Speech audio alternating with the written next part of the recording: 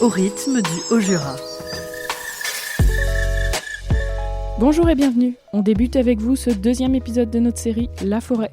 Les scolytes, qui sont-ils ? 3 minutes top chrono, c'est le temps qu'il nous faut pour vous expliquer tout ça et répondre à cette question, en vous présentant ces petits insectes mangeurs de bois. Déjà entendu parler ou pas du tout ? Il est grand temps de faire connaissance avec les scolytes. Un prérequis essentiel pour aller plus loin sur les milieux forestiers et les enjeux actuels auxquels ils font face. Les scolytes sont des coléoptères xylophages. On vous décrypte ça. Les coléoptères sont une famille d'insectes dont font partie les scarabées. Sauf que nos scolytes, eux, ils ne mesurent que 2 à 6 mm. Ils sont dits xylophages, du grec xylo pour le bois et phage pour manger. C'est donc littéralement des mangeurs de bois. Rapide brief de la situation. Ce minuscule insecte s'attaque à des arbres de plusieurs mètres. Il en existe de différents types et chacun a son mets de préférence. Dans le Haut-Jura, c'est le scolyte typographe.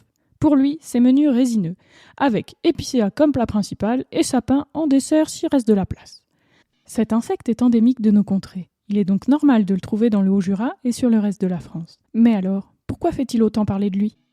En tant que parasite secondaire, il va s'attaquer aux arbres affaiblis. C'est là que le changement climatique intervient. Eh bien oui, depuis quelques années, les arbres affaiblis, il y en a plein. Face aux sécheresses à répétition et au manque d'eau, les mécanismes de défense des arbres sont moins efficaces. Et boum ! Attaque de scolytes réussie. Si les insectes prolifèrent et atteignent le stade épidémique, ils assaillent aussi les arbres sains qui finiront par abandonner la lutte face au nombre.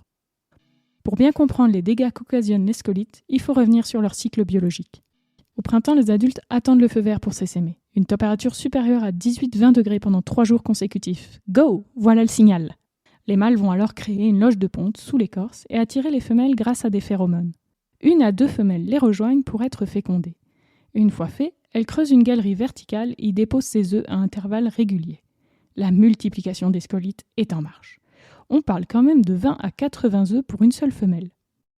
Après seulement 1 ou 2 semaines, les larves éclosent et elles ont faim. Elles vont se nourrir du libère, la première couche du bois sous l'écorce. Elles creusent ainsi d'autres galeries de façon perpendiculaire à celle de leur génitrice. Le schéma de galerie est ainsi très esthétique, mais aussi très caractéristique à observer sur l'arbre ou un morceau d'écorce à terre. Après un développement de 3 à 6 semaines, les larves se métamorphosent en nymphes, puis en adultes. Le scolyte adulte s'envole alors de sa nurserie en creusant un trou dans l'arbre direction l'air libre.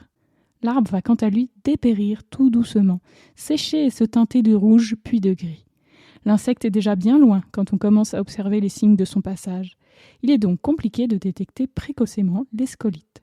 Leur développement et leur reproduction dépendent des températures. Ainsi, il y a en général 2 générations par an, voire 3, les années douces et sèches. Ils sont également capables d'hiverner sous plusieurs formes.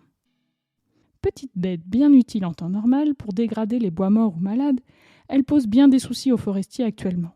Elles ne sont qu'un messager du changement climatique et profitent des forêts déséquilibrées par un manque de diversité d'essences. Merci pour votre écoute. Retrouvez plus de billets de ce type dans notre série Curiosité, où vous pouvez poursuivre cette série La forêt.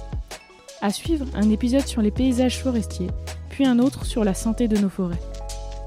Un podcast proposé par le Parc naturel régional du Haut-Jura grâce au soutien des régions Bourgogne-Franche-Comté et Auvergne-Rhône-Alpes.